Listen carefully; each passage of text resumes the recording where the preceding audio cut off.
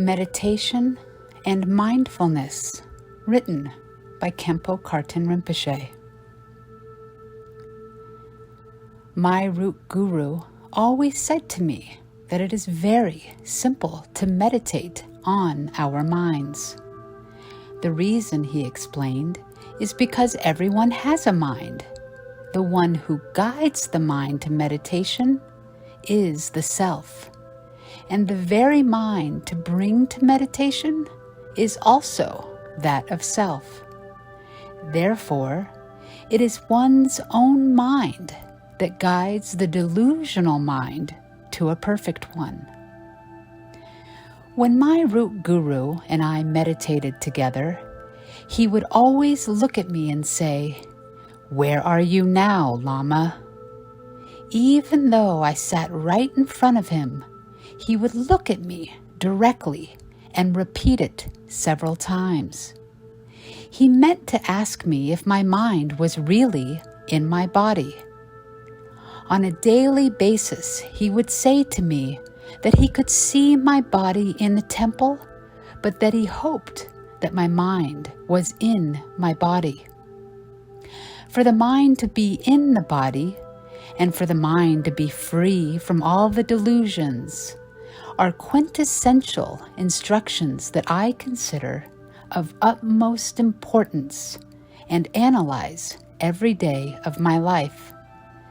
So the word mindfulness in English is related to this. Being undistracted is connected to mindfulness.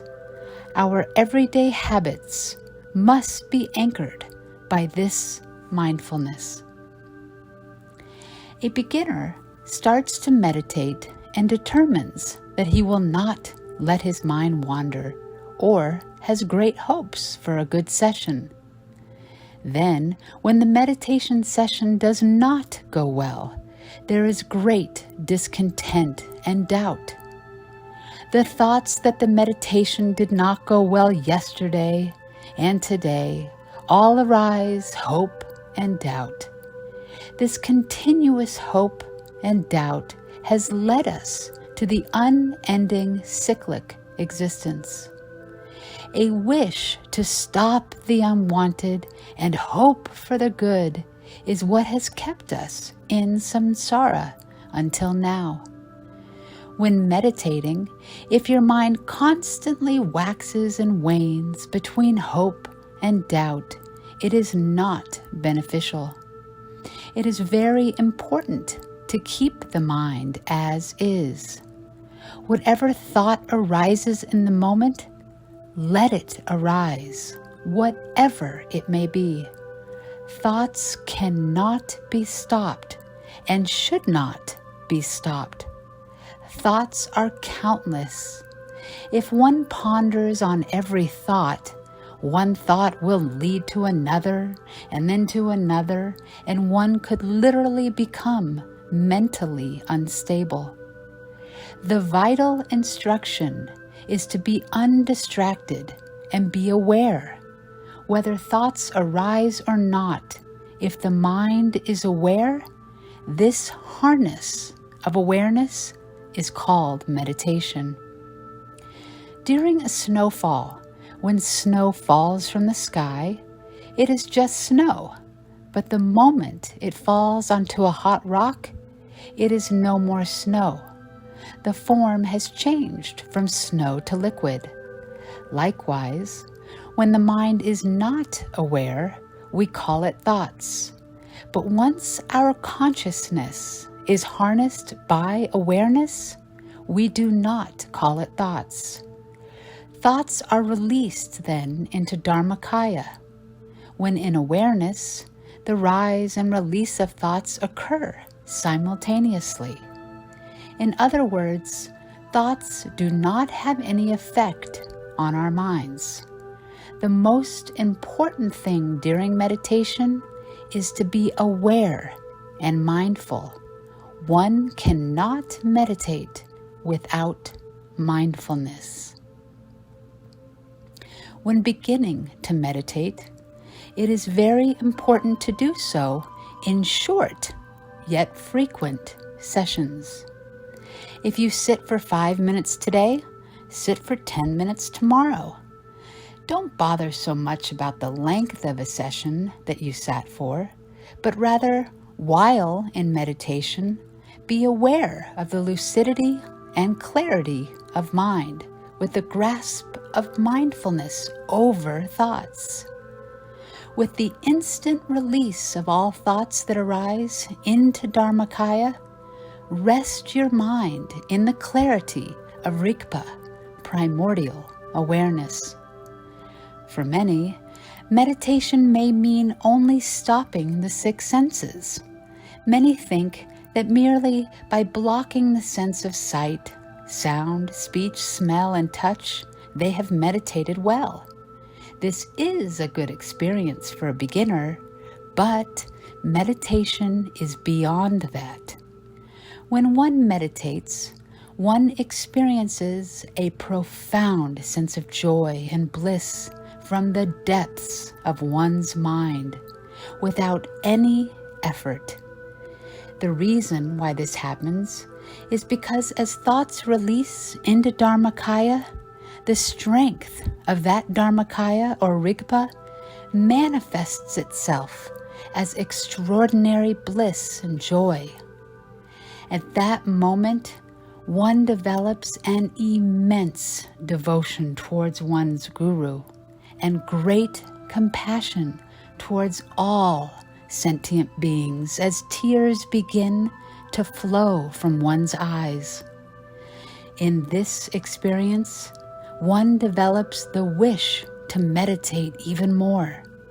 If one has meditated for an hour, one wants to continue for 2 hours and does not wish to part from one's meditation cushion. One develops a very deep and keen interest in meditation. As Buddha himself experienced and said, "Profound peace, free of fabrication, unborn clear light. I have found a Dharma that is like nectar. If I reveal it to anyone, however, they will not understand, so I should just stay in the forest." Profundity, peace, freedom from fabrication, being unproduced, these are all characteristics of emptiness. When one experiences the qualities of emptiness, one develops conviction in it and appreciation for it from the depths of one's heart, and develops a single-pointed devotion towards it. We should all strive for that. Regarding the stages of meditation, I usually talk about Tayatha, Gate, Gate, Paragate, Parasamgate, Bodhi, Soha. Tayatha refers to all sentient beings. Gate, Gate, Paragate, Parasamgate, Bodhi, Soha are the 5 paths. The path of accumulation, preparation, seeing, meditation, and no more training. Through the paths of meditation, one can reach the path of needing no more training. At Gate, during path of accumulation, an individual with ripe karma and fortune recognizes emptiness. Emptiness recognized at this stage is likened to the size of the moon on the 3rd day of the month. We can only see a small moon, but one has still seen it and thus is able to say they saw the moon. At this stage, you can say that you have recognized emptiness. Gate Paragate is a stage of development or perfection of one's experience and equates to the size of the moon as it becomes larger from day 3 to day 15 on the full moon day. Bodhi Soha is the ultimate stage that our mind can reach, the non-abiding nirvana.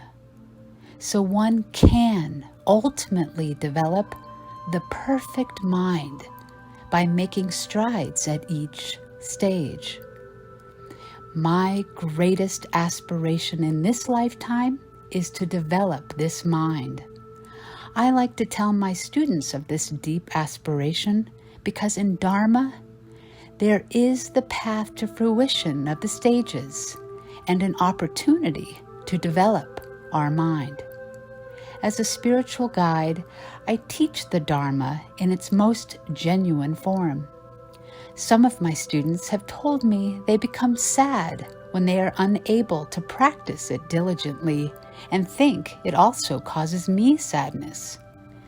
I would like to say that each one of your individual circumstances is different, including temperament, time, family, other commitments, and so forth. So if you have ever felt so, there is no need to be sad. However, as we all know, we must hope for the best. We are all so fortunate to have this precious human life with a precious human mind. It is important to make good use of it. Whatever I said above is intended for a Dharma practitioner. Whether one believes to be a Buddhist or not, meditation helps to transform one's mind from an afflictive state to a non-afflictive one. Even if one does not believe in rebirth and aspire to attain Buddhahood, we are all currently in this human form, and having taken birth as a human, if we want to become a kind human being, one must make the transformation from within oneself. This transformation is not separate and cannot be externally borrowed or bought. To transform an afflictive mind to a non-afflictive one must be brought about through one's own mind. I speak about good, better, and best, so there is a path to the best. In our lives, we are daunted with many challenges, both physical and mental. Physical adversities are easier to overcome. For instance, physical ailments can be treated with available medical facilities, but mental hardships can only be overcome by oneself and very seldom by others. As Buddha said, "I have shown you the path of liberation. You must follow it in order to achieve it." Similarly, a spiritual teacher can only guide you toward the path. It is upon oneself to choose to follow and pursue the path. A Lama cannot solely help you towards liberation. The main effort must come from you. So, if you pursue your practice diligently, it will help you enormously on the days you are confronted with great adversity. If you practice diligently, one day you will realize emptiness. Emptiness is like a tree. Kindness, compassion, the 4 immeasurables, and the 6 perfections of paramitas are like the branches, leaves, and flowers of a tree. Once one develops emptiness, one's mind will be undeterred even when confronted with the greatest hardship of one's life. To develop the mind is like the ultimate security and protection for the mind. A good human being is not defined by one's physical traits, but rather one who is kind and compassionate. So it is extremely important that we practice to develop our mind through meditation.